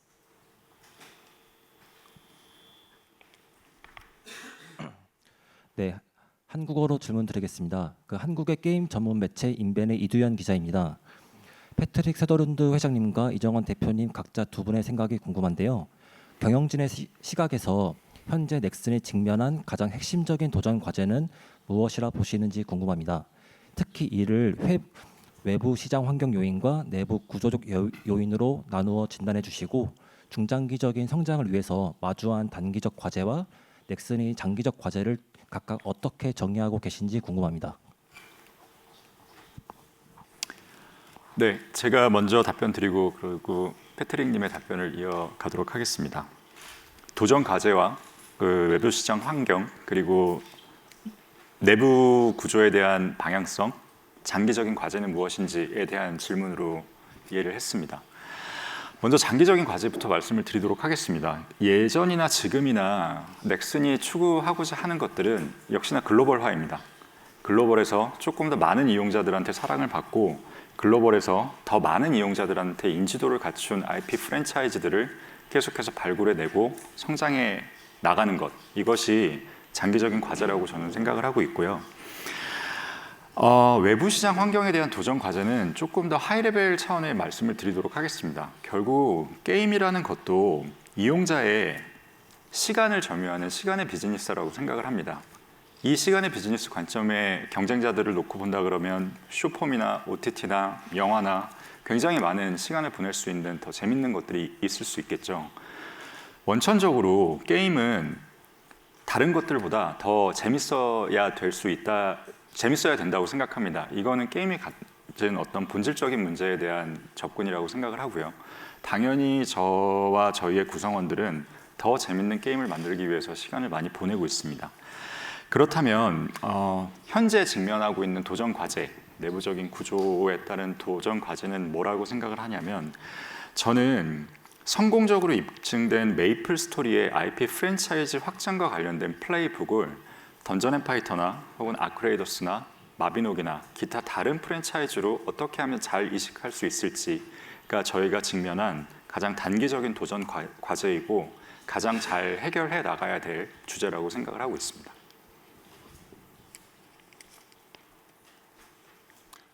I would agree. I think to me it's relatively straightforward. Nexon is a company with incredible products. You know, when I saw the number 43% up year on year on MapleStory after 22 years, I can't think of a single company in the world that makes video games that have had something like that happen. That is an extraordinary achievement. Our goal is to make sure that all our live games are operated at the right type of efficiency and that they're bringing joys to players out in the world. That's number one. We've been very honest with the fact that our new games, we've been better lately, but in the past we have struggled sometimes to get new games to work in the market. You have to look at why that is and get better at doing that. We've become a lot better, but we need to be even better. And then thirdly, it's about the expansion strategy that Jung-Han pointed to. That is, if that works, and we think it can on other franchises, that's a growth generator for us. That's going to be substantial.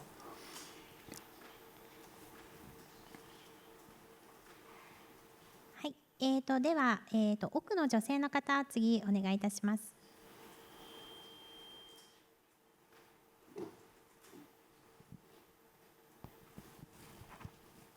ご説明ありがとうございます。JP モルガン証券の山村です。では2点お願いいたします。1点目が私も AI についてパトリックさんにお伺いできればと思うんですが、エンバークスタジオにおける AI の活用についてです。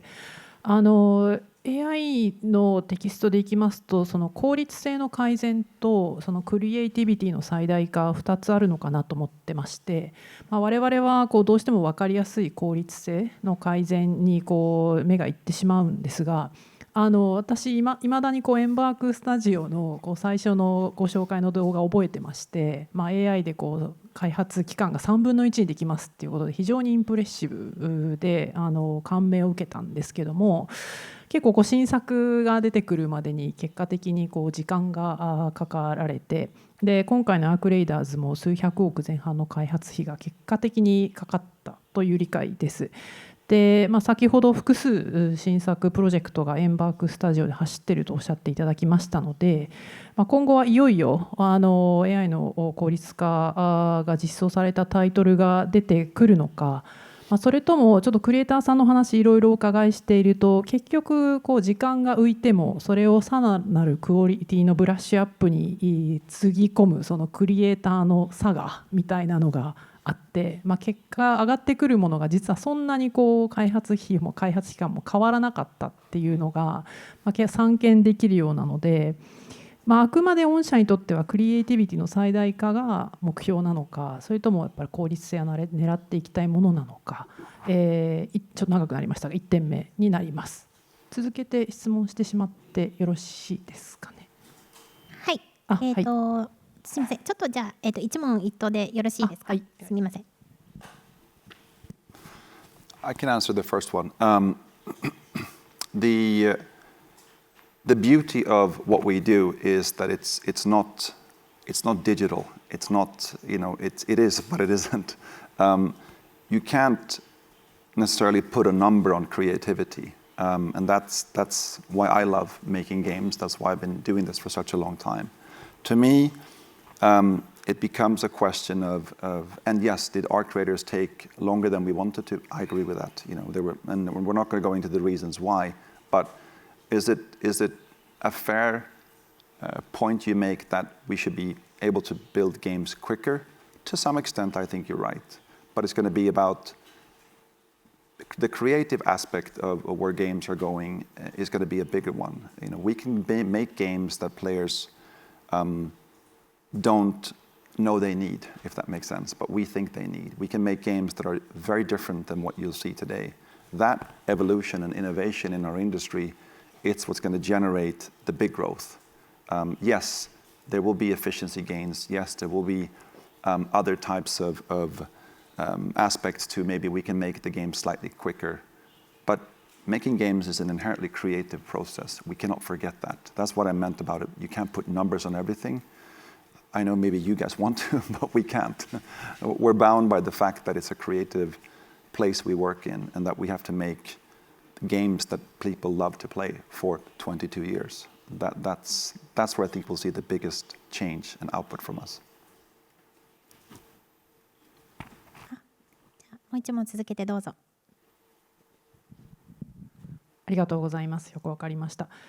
2点目がどなたかにお伺いしたいんですが、先ほどおっしゃっていただいたコストの戦略の変化についてです。規模の拡大と連動しないコスト体制にされていきたいというメッセージと受け取ったんですけども、アラドモバイルもそうでしたし、アークレイダーズもそうだったと思うんですが、ちょっと大きくヒットするとその分大きく人件費も増えるという構造が韓国のゲーム業界上もそういうものなのかなと、そういう文化で、逆にそうしないと人が集められないのかなという理解をしておったんですが、そのような環境下でさっきおっしゃられていたその規模の拡大と連動しないコスト構造の実現というのは先ほどの AI に絡むのかもしれませんが、実現可能なものなんでしょうか。特に御社、その目先の収益に直結しない先行投資をするというのも特徴だったと思いますので、その企業文化とどう両立されていくのか、これを2点目とさせていただきたいと思います。以上です。はい、コストに関しましては、プレゼンテーションでもお話ししましたように、今後もっともっと効率化していけると思います。で、具体的にはパトリックやジョンからもお話あったと思いますけど、やはりその現状のリソースというのを最大限生かしきれていないんじゃないかというところがあります。あともう一つはやはりパイプラインで大きく広げすぎているというところもあります。そこら辺をしっかりと今後、今もやっておりますけれども、今後もしっかり見直すことによって、余剰した人員をしっかり再配分することによって、より効率化をしていくということで、決してそのリストラをするとかレイオフをするとかという話では全くなくて、もっと今あるアセットを見直しながらより効率的にして使っていくと、それによって利益を上げていくということが我々の考え方です。You had more, please.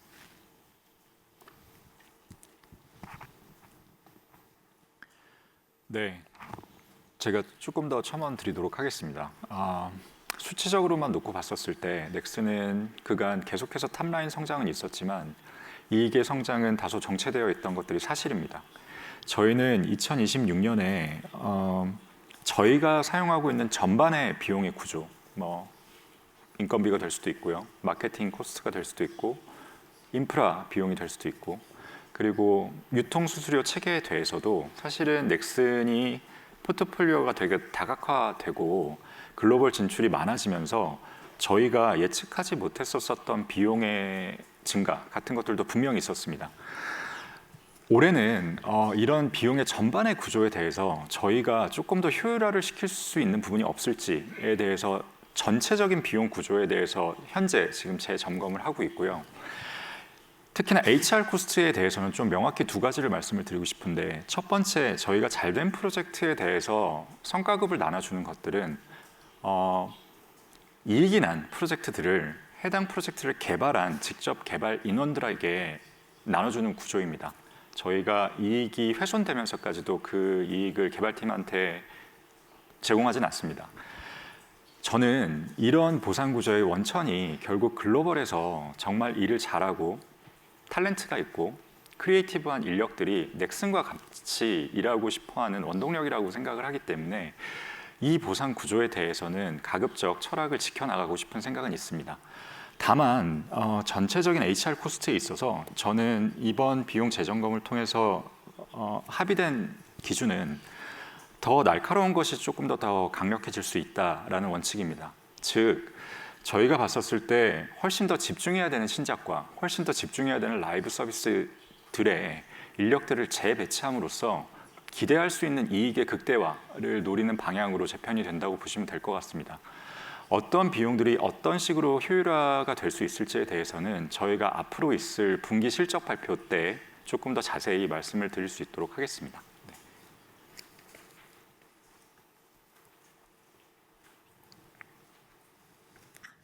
では真ん中の男性の方お願いいたします。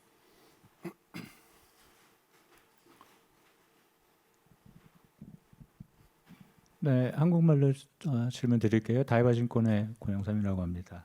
아까 방금 앞에 질문 나왔던 것처럼 그러면 2년 전에 저희하고 한테 말씀하셨던 재무 계획들은 이제는 유효하지 않고 오늘 CFO께 웨버나님께서 말씀하신 2026년의 성장과 이런 부분들이 새로운 베이시스가 되는 건지 다시 한번 말씀해 주셨으면 좋겠고요. 두 번째는 패트릭한테 질문을 드리겠는데 성장을 위해서 우리 회사가 가지고 있는 리소스들을 어떤 그 프라이어티를 가지고서 배분할지 예를 들면 지역별로 말씀해 주시거나 IP별로 말씀해 주시거나 장르별로나 아니면 이노가닉하게 성장에 더 초점을 두겠다든지 이런 우선순위가 있었으면 좀 설명해 주시면 고맙겠습니다. 감사합니다.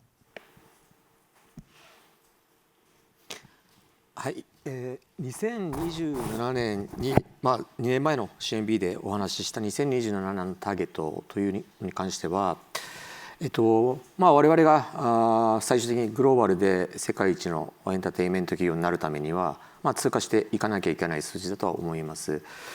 ただ今現在においてやはりうまくいった部分うまくいかなかった部分というのがありまして、でそれを考えると今のタイムラインでそこに到達するのは難しいというふうな考えであります。したがって、そこに関して、早く到達できるような見直しをしっかり2026年をスタートポイントとしてやっていく。でそれによって、当初申し上げたような高い数値に早く持っていければいいというふうに考えております。したがって全くもうそういった数字が無理だというふうに我々考えているのではなくて、今のタイムラインでは少し難しいというふうに考えています。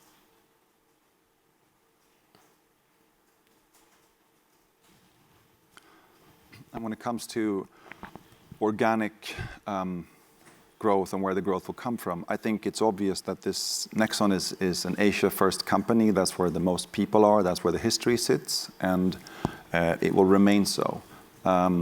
We have quite a few new games in development in Korea. You saw Nakwon today is one of them, that we expect will generate growth for us as a company. Our job is to make sure that the games are as good as they possibly can be, so when they come out, players enjoy them and spend more time in them. Then the question of M&A, we spoke about that earlier. Of course, if we want to expand regionally, we can do that through organic growth, but that takes time and maybe is difficult. Acquisitions and M&A is on the agenda. We just, as I said, have to be very disciplined about where to go and what to buy. There will be, we don't have anything to say specifically about that today, but we can more talk about our approach to it rather than anything specific at this point. But as I said, I'm confident in our ability to grow this company. I'm confident in the people that work here and the games we're building. And I think when we get that right, that should accelerate the company quite a lot.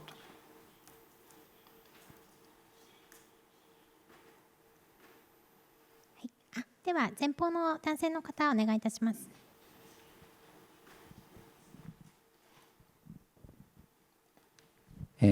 岡三証券森田と申します。2つ質問させていただきます。1つ目はソーダーランドさんに質問させていただきます。欧米のスタジオ経験が長いかと思うんですけども、韓国の開発チーム、御社の韓国の開発チーム、どこが欧米と違っていて、どの部分を評価されているのかっていうことについて教えてください。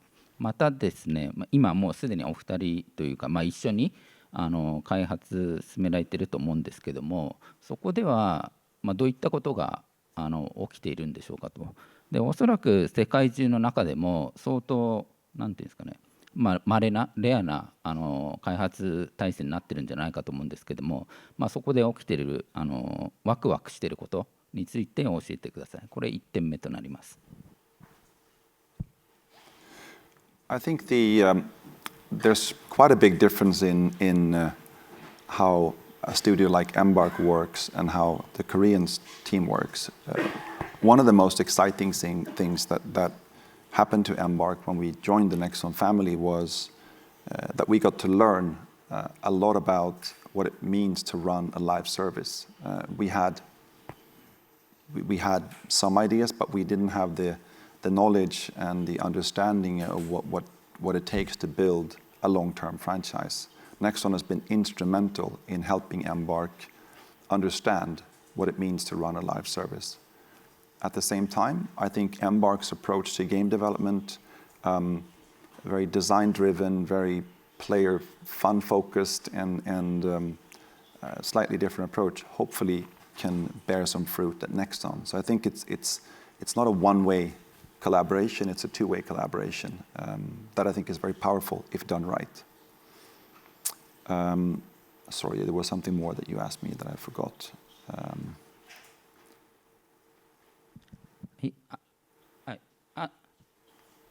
あとですね、その先ほど御社の強みであるコンテキストの蓄積という部分に AI が入っていく、融合していく、掛け合わさっていった場合に何が起きるんでしょうかというところのなんかヒントをいただければと思います。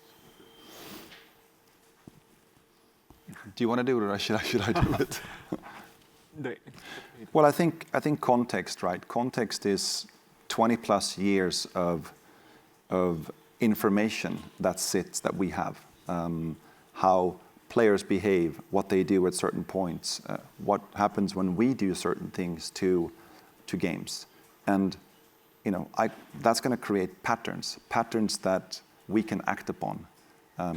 When something happens, we can rely on our context and our AI systems to help us. This has happened before. Here's what you did then, and what happened when you did this. So it becomes kind of a pattern recognition system that will help us make better decisions, so that we make fewer mistakes and hopefully do things that are more fun for players to enjoy. That's the whole idea behind the context database or AI layer that we're building.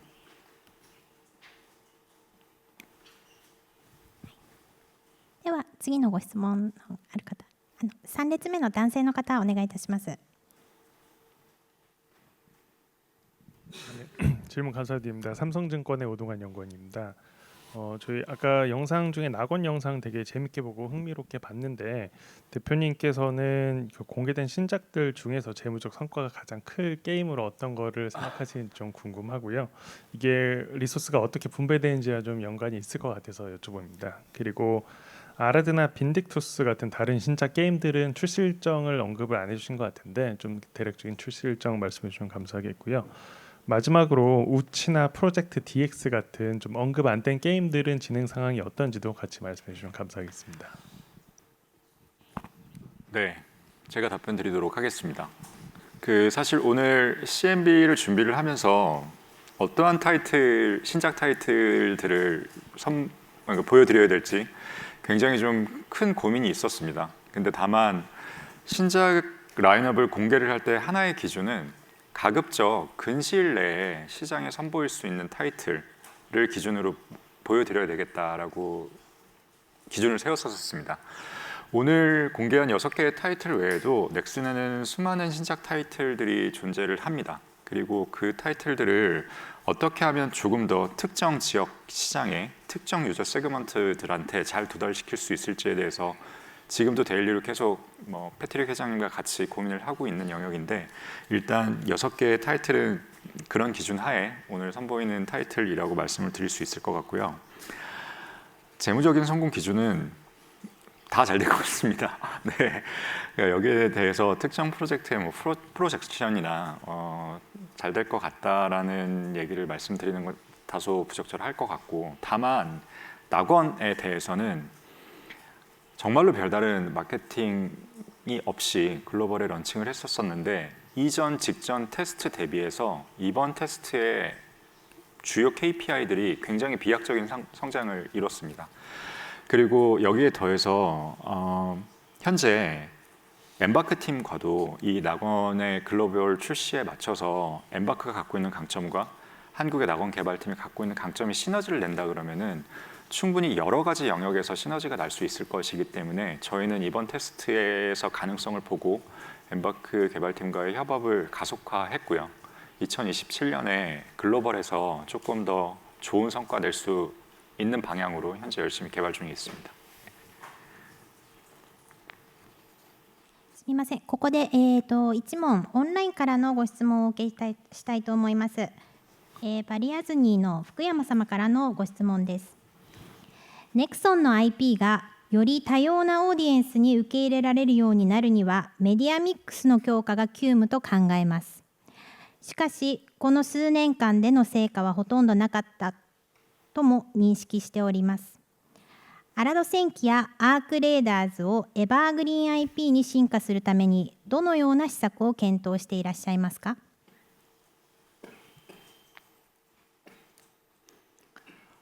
네, 이 부분에 대해서는 제가 답변드리고 아크레이더스와 관련해서는 패트릭 회장님이 조금 더 첨언 드릴 수 있도록 하겠습니다.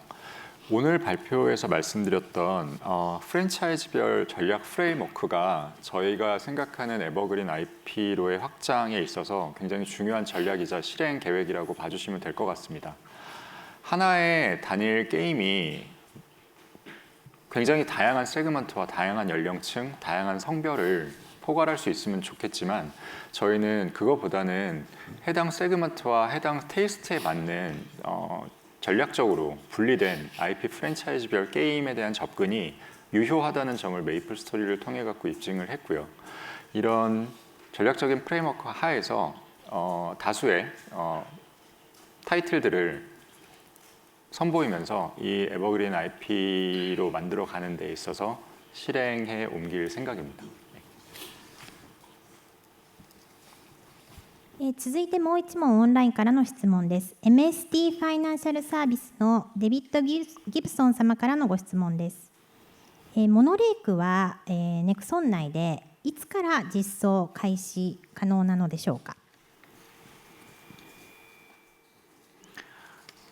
이 방향성에 대해서는 이미 오래전에 계획을 했었고 이제 본격적인 실행 단계에 있으며 특정 분야에 대해서는 이 모노레이크라는 거는 사실 개념이고 대표적인 저희의 프로젝트 명이지 그 안에 세분화된 여러 가지 툴들과 작업 방식의 변화는 정말 수천 수백 가지가 있습니다.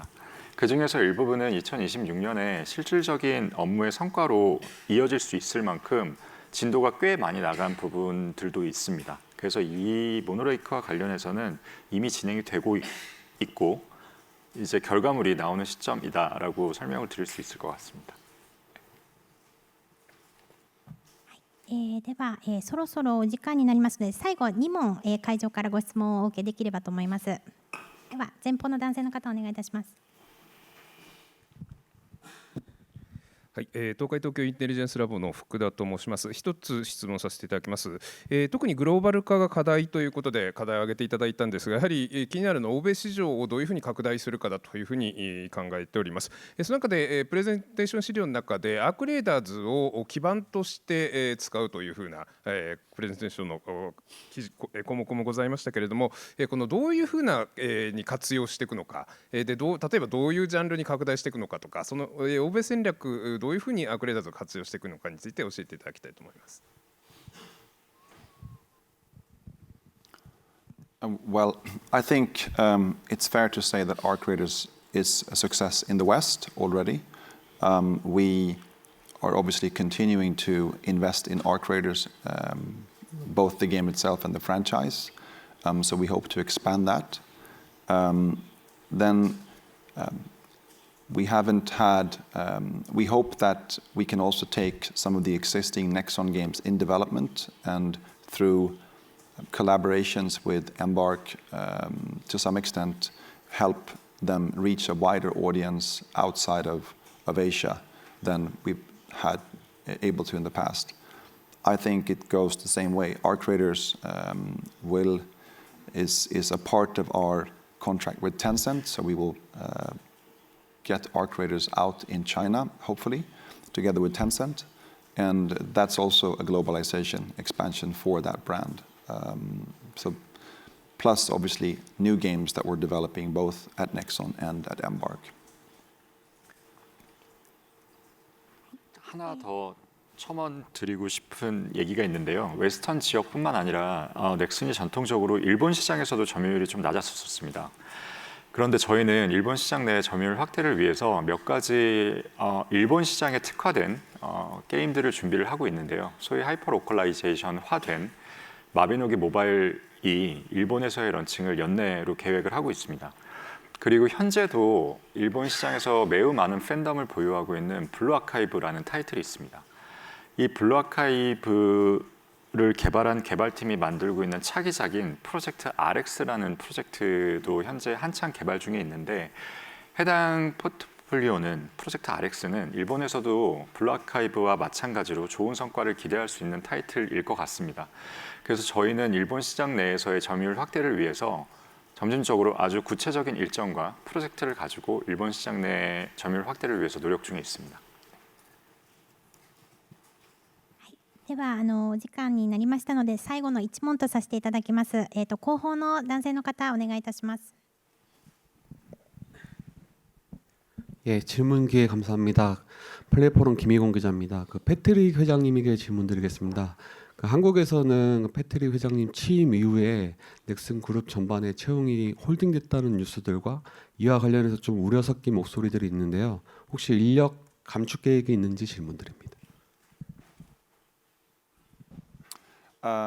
Good question. A layoff is not in our plan.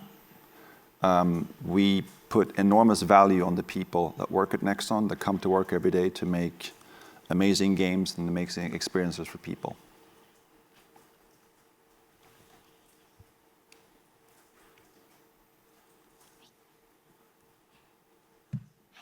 すみません。ではお時間になりましたので以上をもちまして質疑応答を終了させていただきます。改めまして本日はお忙しい中、ネクソンキャピタルマーケッツブリーフィング2026にご参加いただき誠にありがとうございました。